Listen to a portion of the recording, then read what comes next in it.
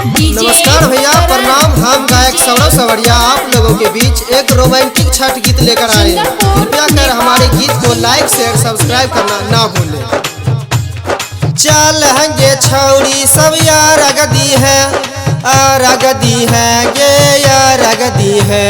चल हंगे छौड़ी सब यार अगदी है, अरगदी है गे यार अगदी है। सूरज देव छेका कराई देतो, गाई देतो, छठी मैया जोड़ी लगाई देतो गे छौड़ी। सूरज देव छेका कराई देतो, गाई देतो, छठी मैया जोड़ी लगाई देतो।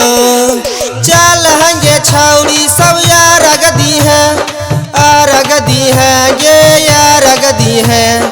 चल हंगे छौड़ी सब यार अगदी है, अरगदी है गे यार अगदी है। सूरज देव छेका कराई देतो, राई देतो, छठी मैया जोड़ी लगाई देतो ये छौड़ी। सूरज देव छेका कराई देतो, राई देतो, छठी मैया जोड़ी लगाई देतो। डीजे करण, डीजे करण। सूरज देव छेका कराई देतो, छठी मैया जोड़ी लगाई देतो। जैसन खोजै छी दुल्हा गे छौड़ी, वैसने से मिल जैतो गे। जैसन खोजै छी दुल्हा गे छौड़ी, वैसने से मिल जैतो गे। अचारा से मुँह पोछली है गे, बरती के चरण छुबीली है गे।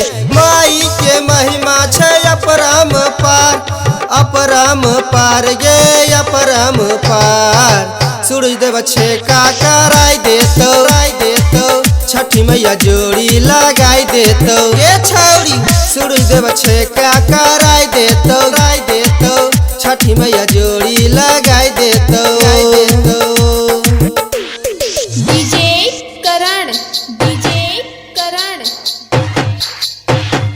सूरज देव छेका कराई देतो। भेजै छौ छौरा डेबिटवा दिल्ली से, गाना लिख लिख के।